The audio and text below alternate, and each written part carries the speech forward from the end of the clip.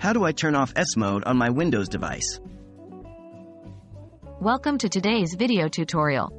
We're going to learn about a very important topic: how to turn off S Mode on your Windows device. S Mode is a feature in Windows 10 and later versions that restricts the device to only install apps from the Microsoft Store and requires Microsoft Edge for safe browsing. What is S Mode? S Mode is a Windows feature designed to provide a more secure, streamlined experience for your device. It prevents you from installing any apps not sourced from the Microsoft Store and requires the use of Microsoft Edge for browsing. However, if you need to install an app that's not available on the Microsoft Store or use a different web browser, you'll need to turn off S Mode. Checking your Windows version. Before you begin, it's important to verify your Windows version. To do this, 1.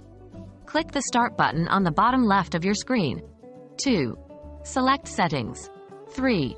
Click on System. 4. Then, navigate to About. You will see a section named Windows Specifications, where the Version detail specifies your Windows version. Turning off S Mode.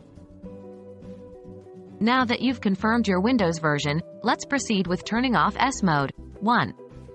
Click the Start button. 2. Select Settings. 3. Go to Update and Security. 4. Choose Activation from the left sidebar. If you have an S Mode version, you'll see Windows 10 Home in S Mode or Windows 10 Pro in S Mode in the Windows Specifications section. In the Switch to Windows 10 Home or Switch to Windows 10 Pro section, select the Go to the Store link. Please note, when you see a Switch out of S Mode page in the Microsoft Store, you can select the Get button to switch out of S Mode.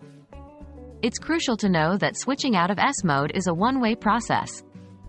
If you make the switch, you won't be able to go back to Windows 10 in S Mode.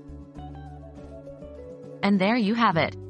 By following these steps, you should be able to successfully turn off S Mode on your Windows device.